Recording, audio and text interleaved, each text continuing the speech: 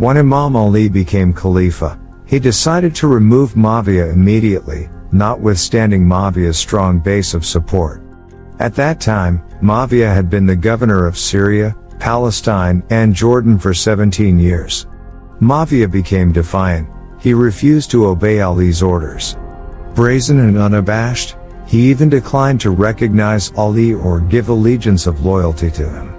Also in defiance, Muawiyah established a parallel government in Greater Syria, and started a campaign of treacherous accusations and malicious rumors against Imam Ali. He falsely blamed Imam Ali for the killing of Uthman, the third Khalifa, and urged people to take up arms against the Imam. He spread these notorious accusations constantly to incite an uprising against Ali. At the same time, Ayesha, the Prophet's widow, became highly vocal against Imam Ali. She called for taking revenge for the blood of Uthman. As a result, a party of 3,000 insurgents supported by Sahaba, companions such as Talha and Zubair, along with Ayesha, headed toward Basra.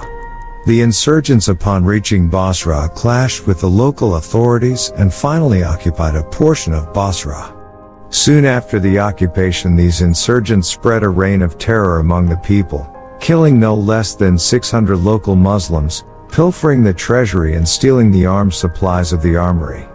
As a Khalifa in charge, Imam Ali could not ignore the situation.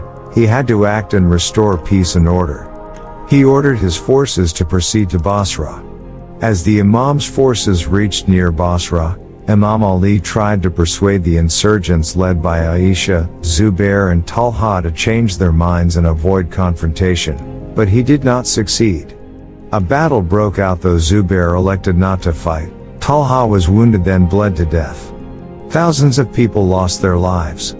Ayesha fell down from the camel after it was disabled, but luckily she was not hurt.